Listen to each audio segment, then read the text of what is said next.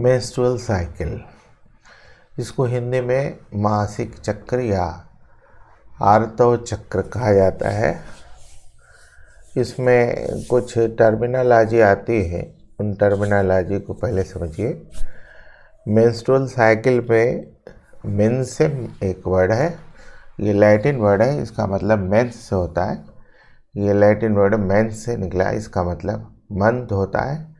हिंदी में इसको माहवारी कहते हैं। दूसरा मेंस्ट्रुएशन है discharge of blood and cell debris through the vagina, यानी वेजाइनल नाल के थ्रू रक्त और एंडोमेट्रियम की नष्ट हुई कोशिकाएं, इसके साथ साथ म्यूकस, अनिषेचित अंडे, ये सब मिल करके निषेचन के विफल होने की प्रक्रिया में बाहर निकलते हैं। तो ये पूरा मिक्सचर जो है ऋतुस्राव कहलाता है। इसको हिंदी अंग्रेजी में मेंस्ट्रुएशन कहते हैं, इसी को हिंदी में माहवारी कहते हैं।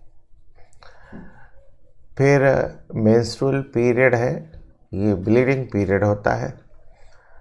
ये 4 से 5 दिन तक चलता है, यानी ऋतुस्राव में जो ब्लीडिंग पीरियड है ये 4 से 5 दिन चलता है। फिर मेंस्ट्रुअल साइकिल पूरी होती है अधिकतम 45 दिन में, न्यूनतम 20 दिन में और औसतन 28 दिन में। पहला मेंस्ट्रुएशन चालू होने को बायोलॉजिकल टेक्निकल वर्ड मीनार्क कहते हैं। ये प्यूबर्टी की पहचान है। ये महिलाओं में 12 से 14 वर्ष के अंतर्गत पूरा होता है और शुरू होता है।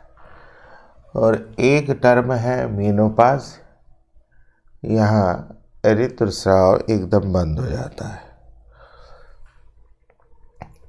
ये वो टर्म है जो मासिक चक्र या आर्तव चक्र या मेंस्ट्रुअल साइकिल के दौरान मिलते हैं। अब समझिए मासिक चक्र या मेंस्ट्रुअल साइकिल का क्या मतलब होता है। यानी मानव में सेक्सुअल डाइमॉर्फिज्म मिलता है, मतलब पुरुष नर मानव अलग, मादा मानव अलग। नर मानव को पुरुष कहते हैं, मादा मानव को स्त्री कहते हैं। इन दोनों में रिप्रोडक्टिव ऑर्गन्स होते हैं। मेल में यानी पुरुषों में रिप्रोडक्टिव ऑर्गन्स जो होते हैं वो मेल रिप्रोडक्टिव ऑर्गन कहलाता है। फीमेल में यानी स्त्रियों में जो रिप्रोडक्टिव ऑर्गन होते हैं वो फीमेल रिप्रोडक्टिव ऑर्गन होते हैं। फिर मेल में जो प्रिंसिपल रिप्रोडक्टिव ऑर्गन है वो टेस्टिस है, वृषण है। फीमेल में जो प्राइमरी रिप्रोडक्टिव ऑर्गन है वो ओवरी है। टेस्टिस में स्पर्मोजेनेसिस शुक्र जनन की क्रिया के फलस्वरूप स्पर्म यानी शुक्राणु का निर्माण होता है। ओवरी में oogenesis की क्रिया के फलस्वरूप ओवा का निर्माण होता है। फिर दोनों में एक अवस्था ऐसी आती है जहाँ की इन युग्मकों यानी गैमेट्स का फ्यूजन संलयन होता है और ये संलयन की क्रिया फीमेल में उनके फैलोपियन ट्यूब में होती है। ये क्रिया फर्टिलाइजेशन या निषेचन की क्रिया कहलाती है।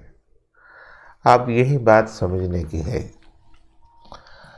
मतलब ये हो गया कि जब निषेचन हो गया तो निषेचन के फलस्वरूप जाइगोट बनेगा। फिर जाइगोट का डेवलपमेंट होगा, उसमें क्लीवेज होगा और फिर भ्रूण का निर्माण होगा। ये फिर एम्ब्रियो जो है इम्प्लांट किया जाएगा यूट्रस के एंडोमेट्रियम पर। लेकिन अगर सपोज कीजिए कि फर्टिलाइजेशन सफल नहीं हुआ, या फिर फर्टिलाइजेशन हुआ लेकिन इमैच्योर टर्मिनेशन हो गया, ठीक है, दो अवस्थाएं हैं। एक तो फर्टिलाइजेशन कंप्लीट हो गया, सफल हो गया, सक्सेस हुआ। दूसरा फर्टिलाइजेशन नहीं हो पाया, या फिर फर्टिलाइजेशन हुआ लेकिन इमैच्योर टर्मिनेशन हो गया। तो फिर क्या होगा? तो क्या होगा का जवाब ये है कि जो एम्ब्रियो है वो नष्ट हो गया, एंडोमेट्रियम की जो टिश्यूज़ हैं उनमें तोड़ फोड़ हो गया, फिर अनफर्टिलाइज्ड एग है, ये सब ब्लड के साथ प्लस म्यूकस, ये सब ब्लड के साथ वजाइना के थ्रू बाहर निकल जाएंगे, वजाइना के थ्रू बाहर निकल जाएंगे। और जो रक्त स्राव होगा, अब यही रक्त स्राव जो है ऋतुस्राव या माहवारी कहलाती है हिंदी में, अंग्रेजी में इसको मेंस्ट्रुएशन कहते हैं। अंग्रेजी में ये मेंस्ट्रुएशन कहलाता है। ये 4 से 5 दिन तक चलता है। उसके बाद फिर ओवरी नेक्स्ट ओवुलेशन के लिए तैयार होती है,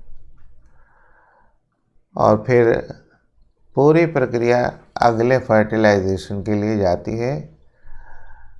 तो फिर ये पूरा प्रक्रिया जो है फिर से नए टिश्यूज़ डेवलप होते हैं, oogenesis, स्पर्मोजेनेसिस, फिर उनका फ्यूज़न, ये फिर से शुरू होता है। तब तक अधिकतम 45 दिन, कम से कम 20 दिन और औसतन 28 दिन का फिर ये टाइम लगता है, और फिर प्रक्रिया चालू हो जाती है।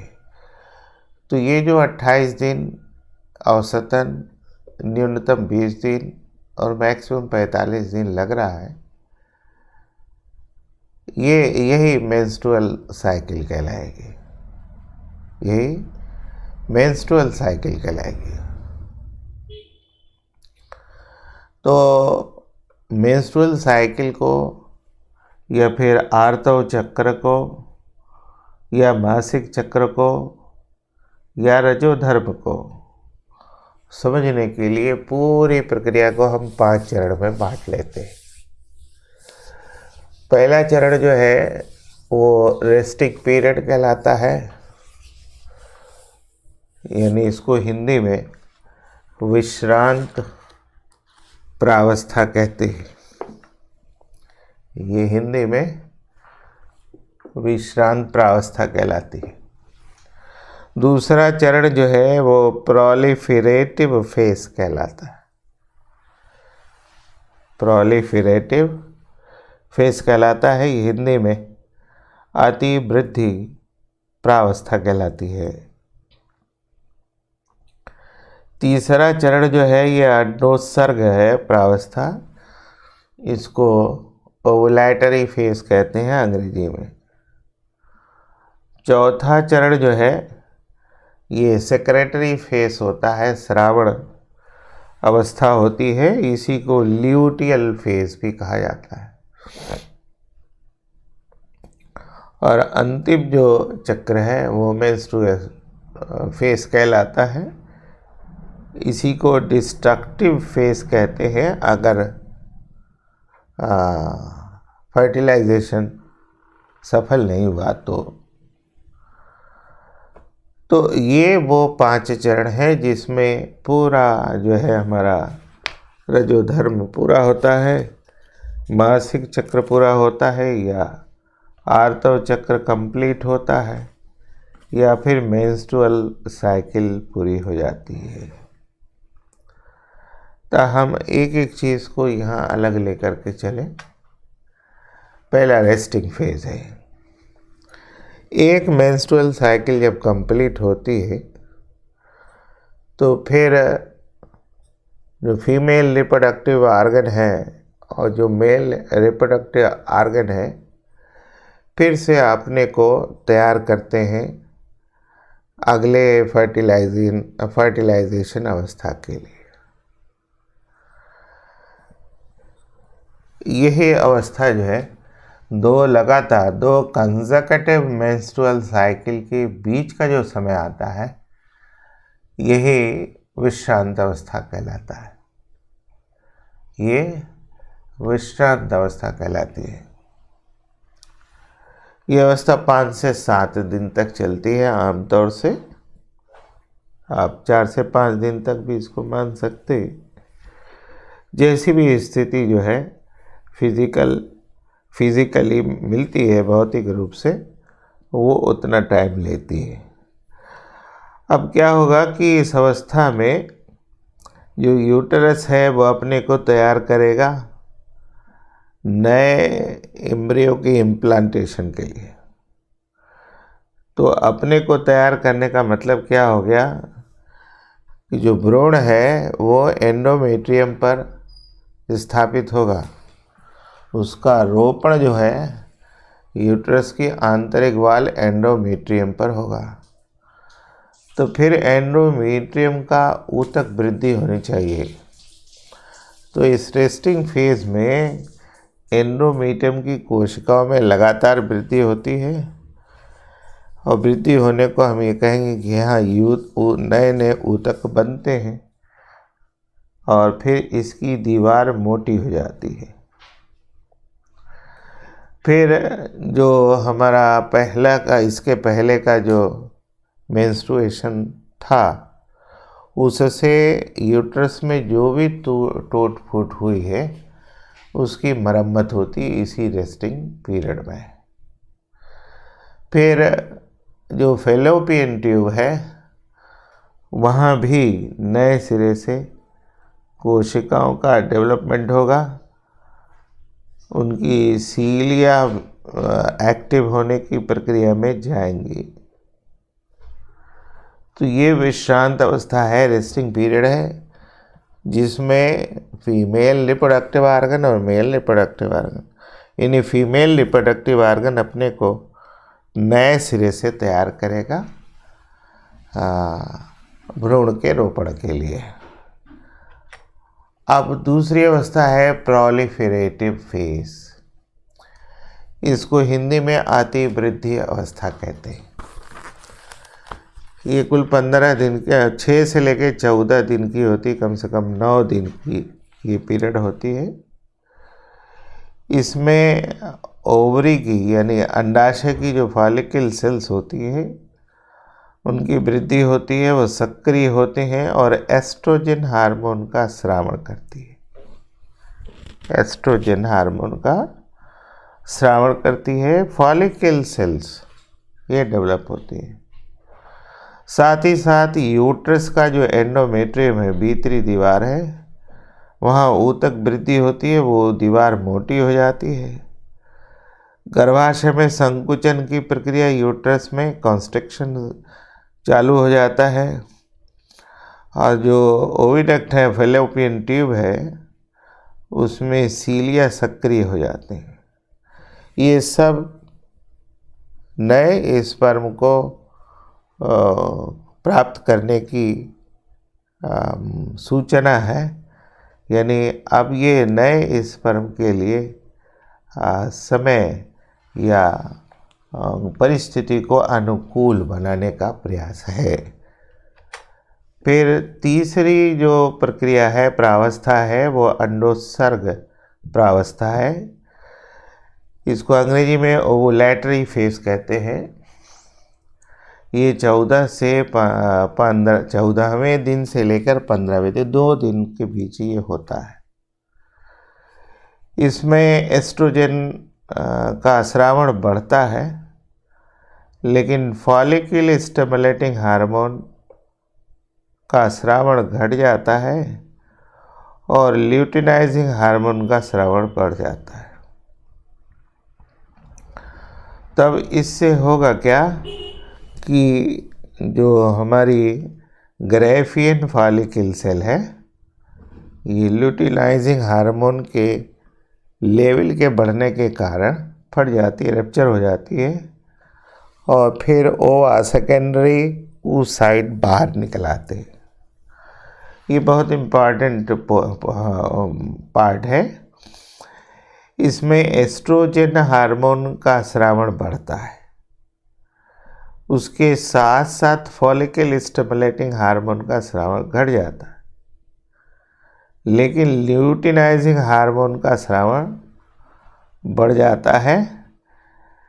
तो फिर इसका रिजल्ट क्या होता है कि जो हमारी ग्राफियन फॉलिकल है वो मैच्योर होकर के फट जाती है और सेकेंडरी ओसाइड जो है बाहर हो जाता है।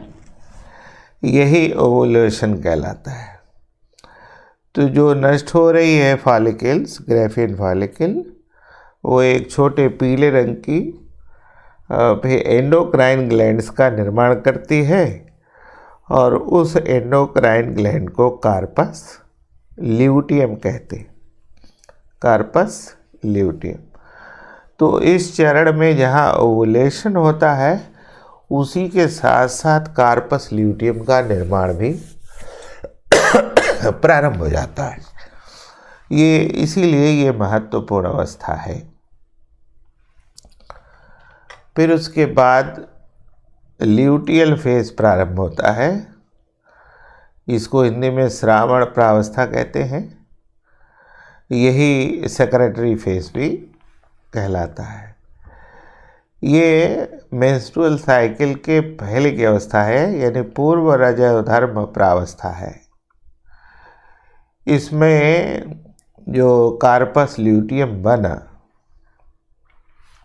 इस कार्पस ल्यूटियम से एक हार्मोन का स्रावण होता है, उस हार्मोन को प्रोजेस्टेरॉन कहते हैं।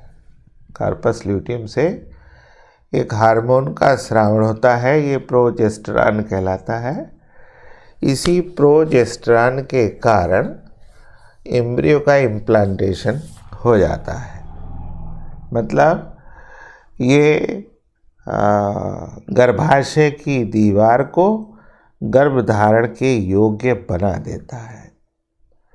ये बहुत महत्वपूर्ण चरण है और इस चरण में कार्पस ल्यूटियम से प्रोजेस्टेरॉन हार्मोन के स्रावण का लेवल बढ़ना, ये बहुत महत्वपूर्ण चीज़ है। ये हमारे एंडोमेट्रियम, गर्भाशय की आंतरिक दीवार जिसको एंडोमेट्रियम कहते हैं, उसकी वृद्धि यानी उसको मजबूती देता है, उसको गर्भधारण के योग्य बना देता है। अब अंतिम जो चरण है वो मेंस्ट्रुअल या डिस्ट्रक्टिव फेज कहलाती है ना। ये आर्तो प्रावस्था होती है, हिंदी में इसको कहते हैं। अब इसका क्या मतलब हुआ? ये 28वें दिन की बात है या बहुत अधिक से अधिक 30 से 45वें दिन की बात कह सकते हैं, या और जल्दी कहना चाहे तो 20वें दिन की बात कह सकते हैं। अब ये क्या होता है, ये क्यों होता है? हमने आपको शुरू में बताया कि इतना सब चरण चलने के बाद दोनों गैमेट्स का फ्यूज़न हो गया, यानी मेल गैमेट यानी स्पर्म और फीमेल गैमेट यानी ओवम का संयुग्मन हो गया, फ्यूज़न हो गया। अब तब हम जब फ्यूज़न हो गया तो हम कहेंगे कि फर्टिलाइजेशन कंप्लीट हो गया।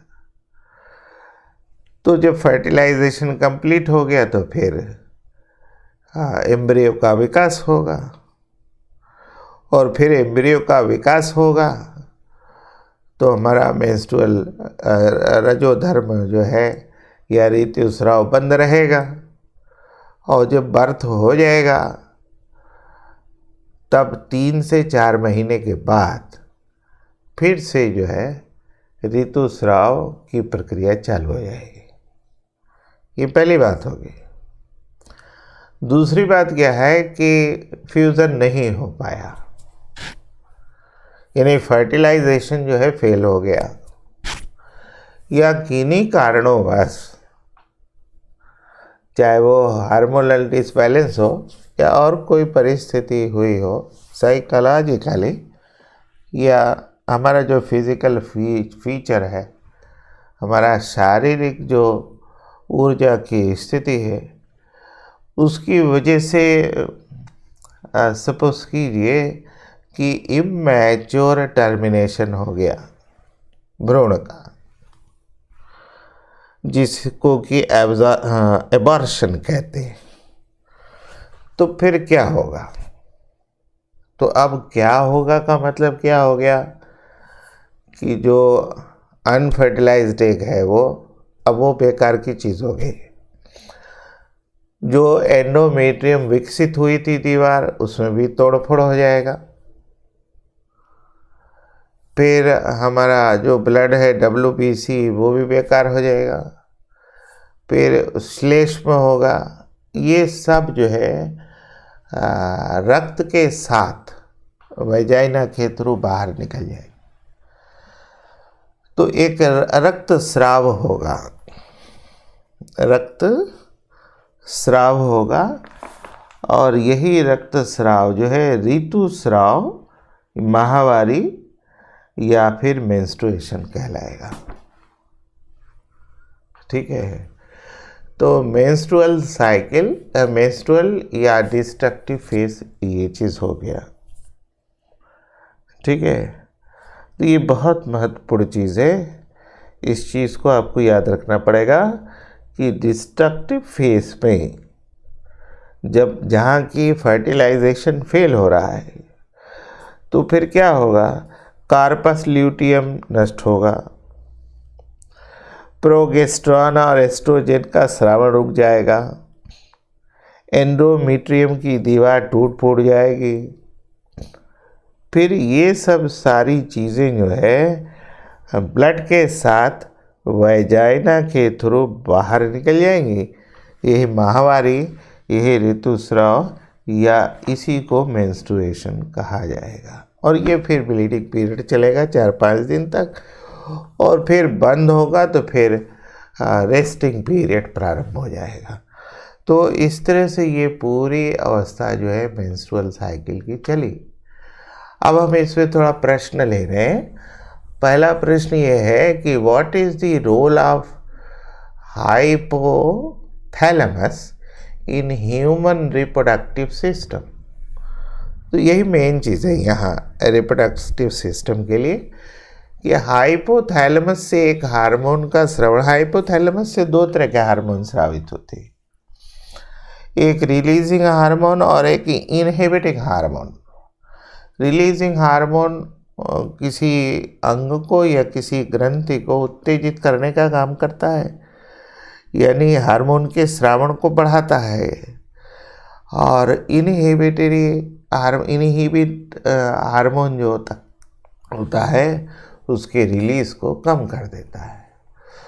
तो हाइपोथैलेमस से एक गोनाडोट्रोपिन रिलीजिंग हार्मोन जो है स्रावित होता है। इसको शॉर्ट में GnRH कहते हैं, गोनाडोट्रोपिन रिलीजिंग हार्मोन। ये पिट्यूटरी ग्लैंड को जो है स्टिमुलेट करता है, उत्तेजित करता है। तो एंटीरियर पिट्यूटरी से 2 हार्मोन का स्रावन होता है। एक हार्मोन जो है FSH कहलाता है, इसको पूरा नाम फॉलिकल स्टिमुलेटिंग हार्मोन है। ये पुटिका प्रेरित हार्मोन है। ये फॉलिकल सेल के ग्रोथ को प्रमोट करता है, फॉलिकल सेल के ग्रोथ को प्रमोट करता है, जिससे एस्ट्रोजन हार्मोन का स्रावन होता है। और दूसरा हार्मोन जो है LH है, इसको शॉर्ट में लिखते पूरा नाम इसका ल्यूटिनाइजिंग हार्मोन है। मेल में ये लेडिक सेल को उत्तेजित करता है, जिससे टेस्टोस्टेरॉन हार्मोन का स्रावन होता है, और ये स्पर्मेटोजेनेसिस की क्रिया कराता है, जिसमें कि शुक्राणुओं का निर्माण होता है।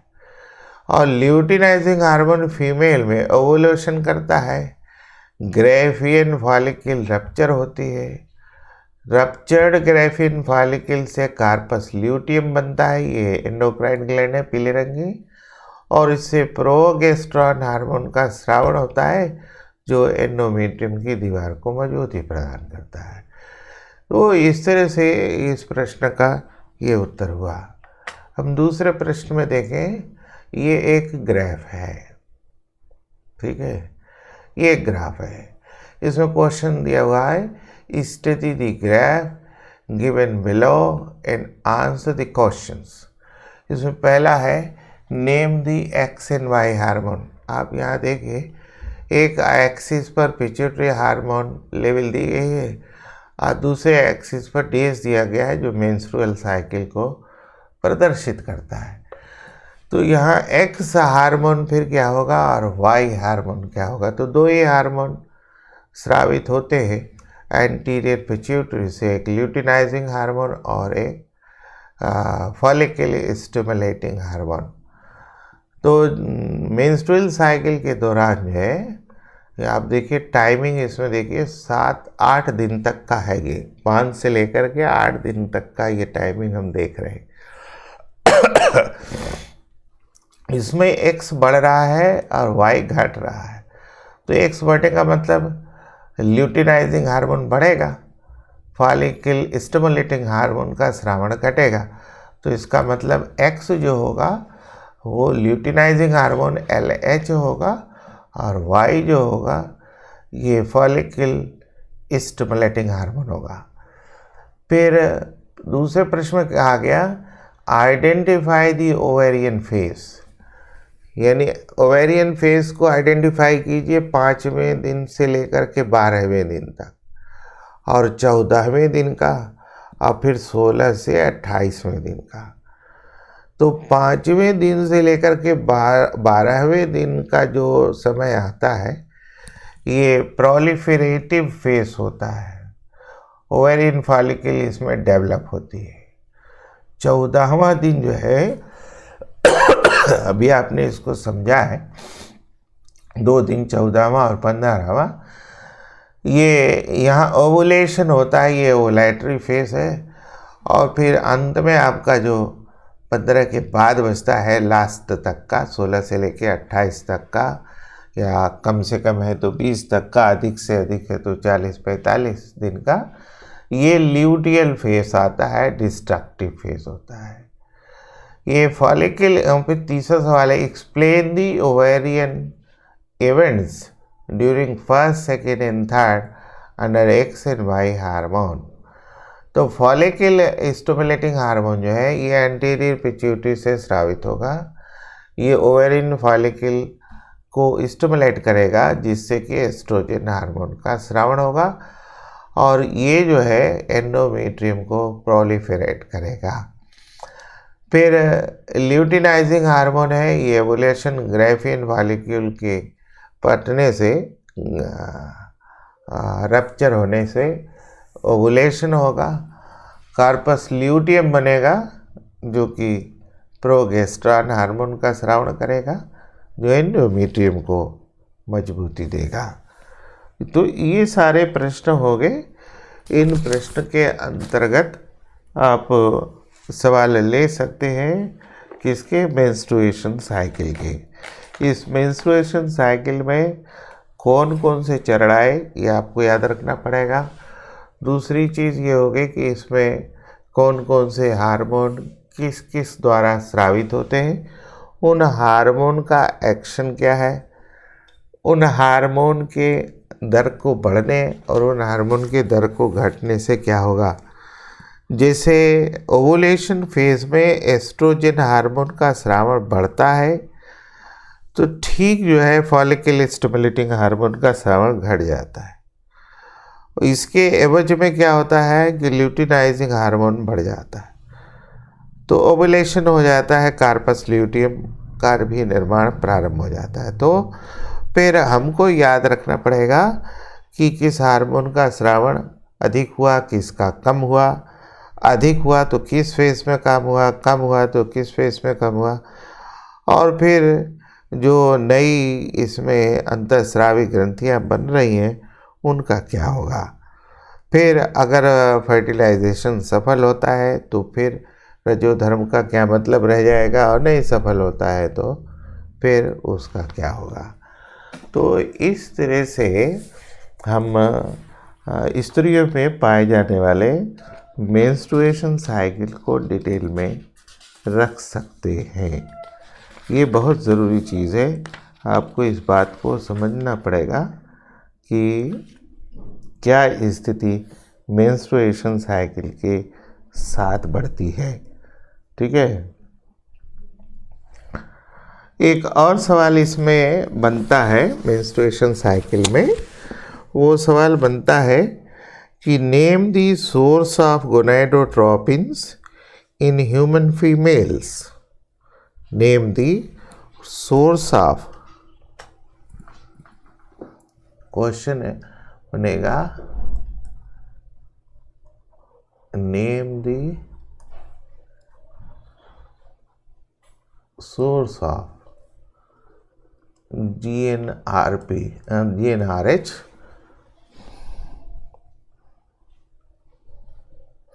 in human females. In human females. Explain the changes brought about. Explain the changes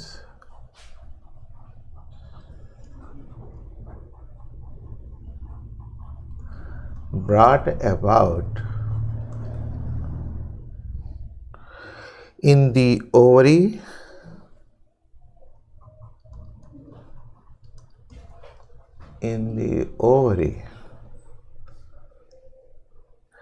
by these hormones,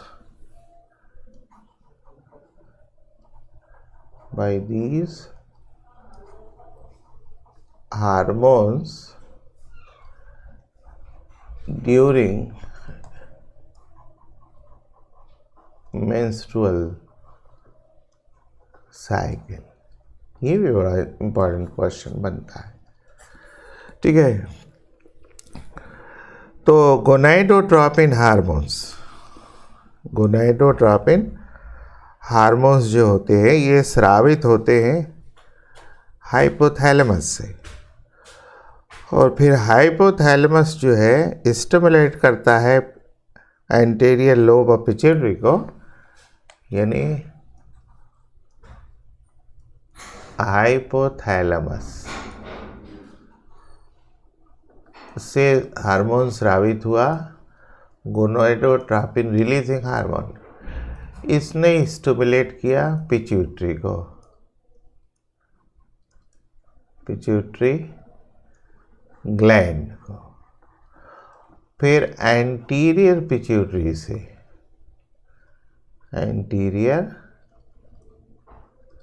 pituitary से दो हार्मोन स्रावित हुए, follicle stimulating hormone and luteinizing hormone.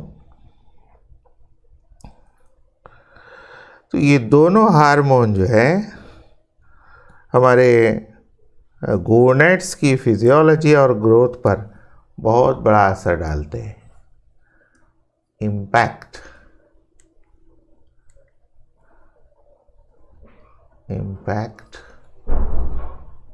On gonads for their growth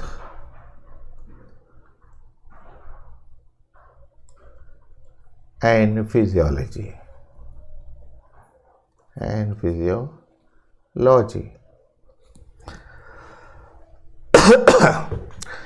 Their level increases gradually during the follicular phase of menstrual cycle